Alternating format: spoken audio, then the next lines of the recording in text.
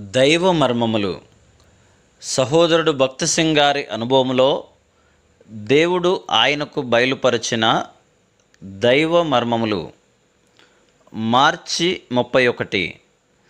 సర్వలోకమునకు వెళ్ళి సర్వ సృష్టికి సువార్తను ప్రకటించుడి. మార్కు సువార్త 16వ అధ్యాయము 15వ వచనం. శిష్యులు ప్రభు పరలోకమునకు ఆరోహణమైన దానికి సాక్షులైరి. వారు ఆకాశం వైపు చూస్తుండగా ఇద్దరు మనుషులు వచ్చి వారితో, మీరెందుకు నిలిచి ఆకాశం వైపు చూస్తున్నారు? తిరిగి వెళ్ళి మీరేమి చూచితురో అది మనుషులతో చెప్పుడి. మీరు ప్రభు పరలోకమునకు ఎక్కిపోవుట ఎలాగూ చూచితురో మరలా ఆయన ఆ రీతిగానే వచ్చునని వారితో చెప్పుడి అని చెప్పిరి.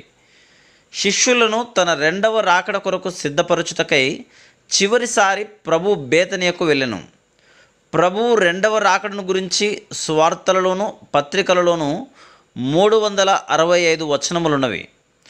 ఆయన వచ్చు పర్యంతము ఆయన మరణమును రాకడను జ్ఞాపకం చేసుకొనుటకే ప్రభు దినమున మనము బల్ల చుట్టూ కూడుకొనుచున్నాం. ప్రభువు రాకడను మనము జ్ఞాపకం చేసుకొనుచు ఆ రాకడకు సిద్ధపడవలనని అనేకులను మనం హెచ్చరించుచు యేసుక్రీస్తు ప్రభువును గురించిన సువార్తను అనేకులకు ప్రకటించవలెను. Praise the lord.